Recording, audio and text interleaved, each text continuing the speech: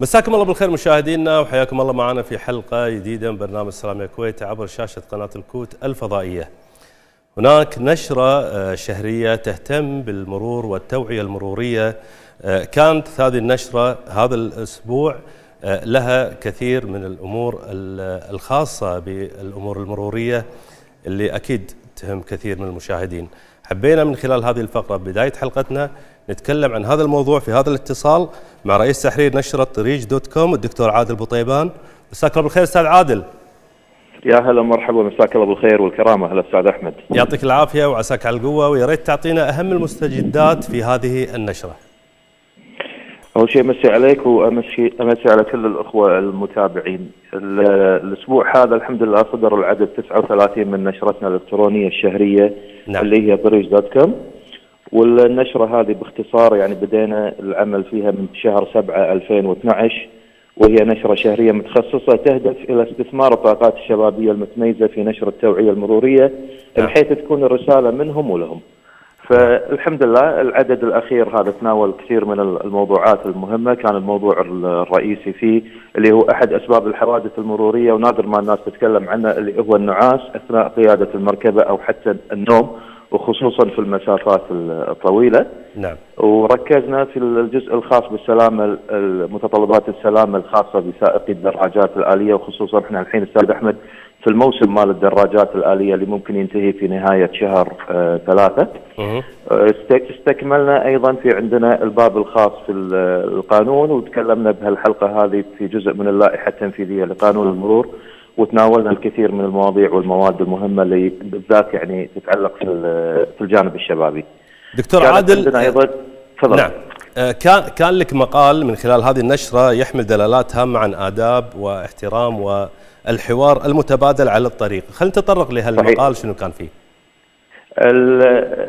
الحقيقة أنا حاولت أني أربط ما بين اللغة العربية بالمصطلحات أو المفردات اللي موجودة فيها وبعض السلوكيات اللي موجودة على الطريق.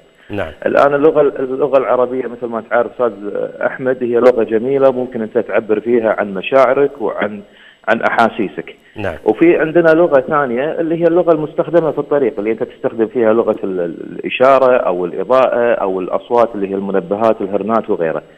صار في عندنا لبس عند مجموعة للأسف من بعض مستخدمي الطريق لما يبون يحاولون المثل القائل أن لكل مقام مقال.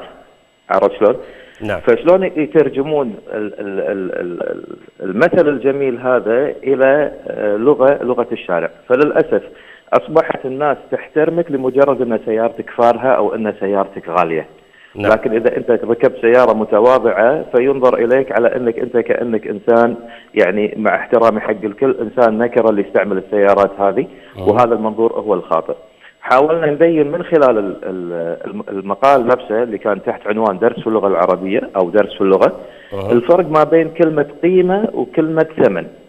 فالثمن هو حق الأشياء، حق الجمادات بشكل عام، والقيمة احنا نتكلم عن الأخلاق والمبادئ اللي موجودة اللي لازم يتحلى فيها كل مستخدم للطريق. نعم. فقلنا له إذا تبي تعامل الناس بالشارع عاملهم وفق قيمتك أنت، ولا تعاملهم وفق ثمن الشيء اللي هم قاعدين يستعملونه.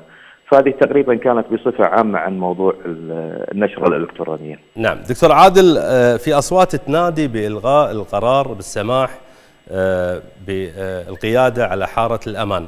شنو تعليقك على هالموضوع؟ والله أنا كنت أحد الأشخاص المطالبين بهالشيء للأمانة، أقول لك إياها، لأن مطالبين بالإلغاء تقصد؟ إيه، إلغاء هالقرار هذا. نعم. لأن كتب الطريق بالأساس هو وفق المتعارف عليه في قانون المرور هو مخصص لحالات التوقف الاضطراري. ولكن أنت متى تسمح بالسير على كتف الطريق؟ إذا غيرت مسارات الطريق. نعم. بحيث أنك أنت تدخل كتف الطريق وتهيئه على أنه هو يكون مسار بصفة دائمة. يعني نعم. الحين إذا أنت سمحت حق المركبات بالسير على الجانب الأيسر أو كتف الطريق الأيسر، لنفرض لا قدر الله وقع حادث. نعم. حق السيارات اللي موجودة أيضا راح تتكرر عندك نفس المشكلة. ودائما احنا كنا نكرر ان تكبير الشوارع هو مو الحل المثالي حق موضوع الازدحام المروري. بس بسبب الزحمة دكتور، ما تلاحظ او تحس ان هذا القرار ممكن يخفف شوي عن الناس في ظل تسكير الشوارع في أوقات كثيرة. اليوم يمكن كنا نعاني قبل من وقت الدوامات، اليوم احنا نعاني في كل الأوقات من الزحمة على كثير من الطرق في الكويت. والله للأمانة أقول لك يا أستاذ أحمد، هو اللي فرق بالموضوع، يعني تخيل أن قصر الازدحام قل شوية. يعني كذيل إذا أنت كان عندك مثل جسم ولا ذيل، الذيل أنت قصرت منه في مقابل أنك أنت رديت دخلت ركبته قدام. فهو نفس العدد اللي قاعد يستخدم الطريق. يعني احنا عندنا الطاقة الاستيعابية حق الطريق بصفة عامة بحدود 750 إلى 800 ألف سيارة. هذه الطرق الحالية اللي موجودة في الكويت. نعم. عدد السيارات اللي اليوم موجود عندنا احنا قاعدين نتكلم بقرابة 2 مليون سيارة. فبالتالي زيادة عدد المركبات عن الطاقة الاستيعابية هذا اللي قاعد يسبب لك الزحمة. ممكن مع المشاريع الجديدة اللي هي شبكة الجسور اللي قاعد تنعمل تخف حركة الازدحام. صحيح. هذا شيء ممكن. هذا الأمل اللي عندنا كلنا على الجسور الجديدة والشوارع والدخلات والطلعات، إنه ممكن تخف الأمور شوي علينا. هذا يخفف جزء ما لم يغير مستخدم الطريق سلوكه في استخدام الطريق. أيام ما كان كبر الشارع راح تصير عندك نفس المشاكل للأسف. نعم.